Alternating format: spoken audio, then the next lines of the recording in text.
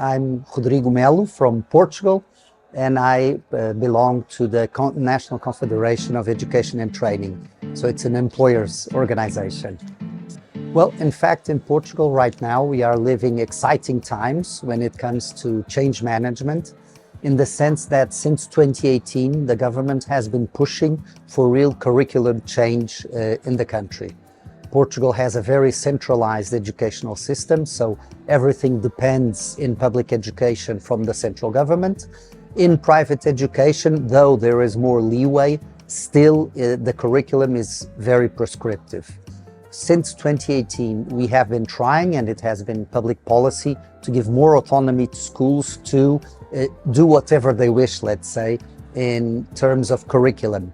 And so this has been a novelty for schools in the sense that innovation was really school-based. So there was new regulatory laws, but the innovation had to come from the schools. They could do as they had been doing for the last 20 years, or they could try to do something new in terms of curriculum and didactics and so on.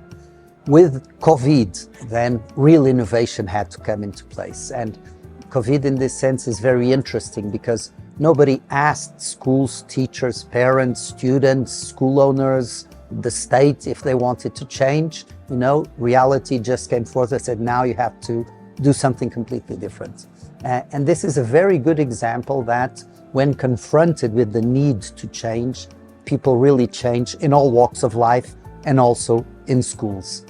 And this is what's interesting about the post-COVID era, is now we again go to the old discourse of the conditions for change and what is needed.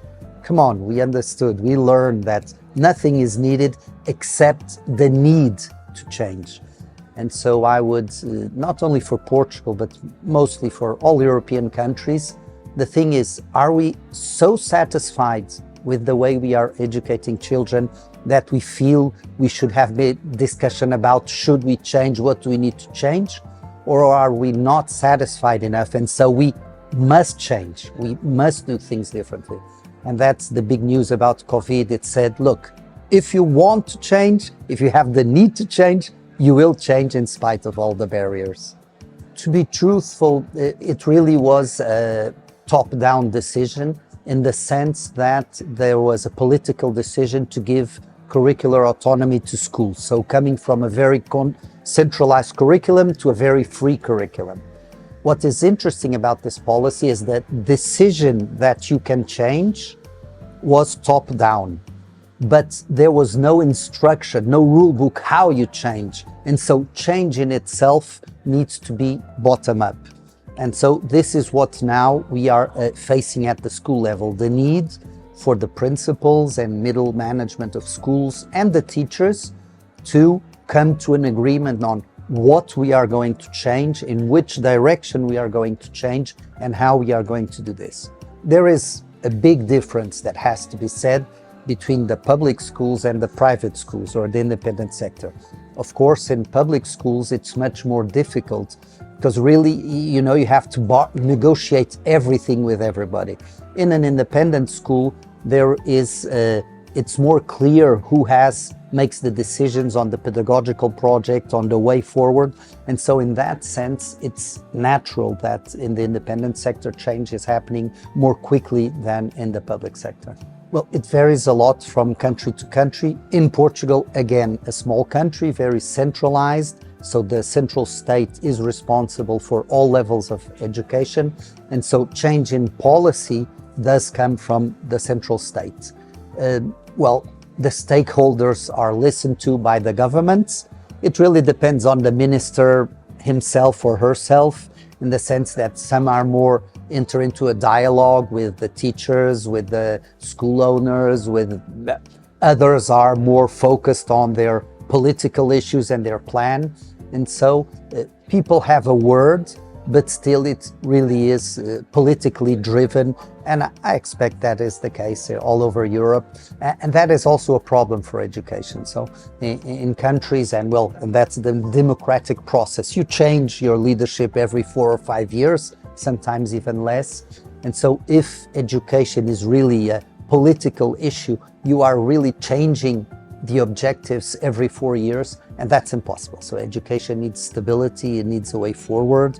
We have to know where we are going and then have a 10-year period in that direction. So I would say here the stakeholders, and there is the space for collective agreements and social dialogue.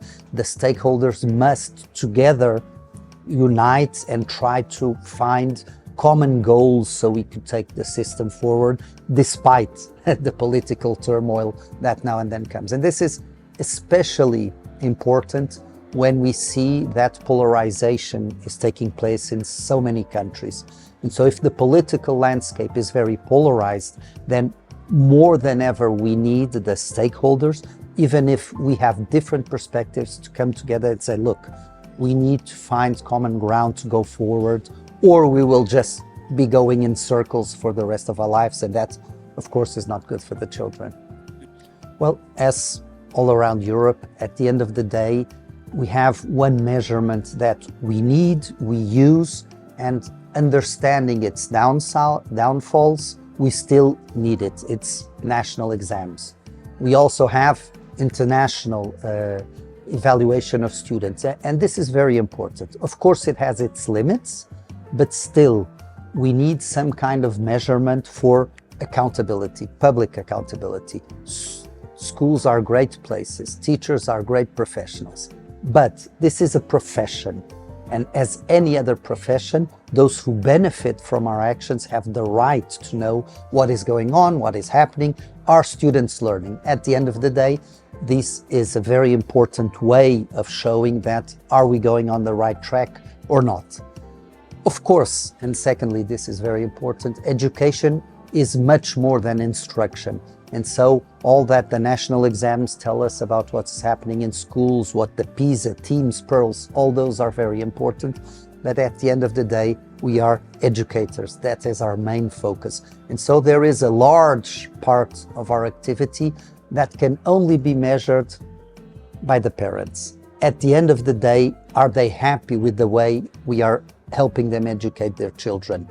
If yes, we are doing a good job. If not, we are not doing a good job. And this is very problematic, and I understand even in political terms, but in Europe, according to all our human rights and the fundamental charters, children are their parents' responsibility of upbringing. And so it's very clear that we as schools are clear on what we are offering, on our pedagogical projects, on our aims, on our values.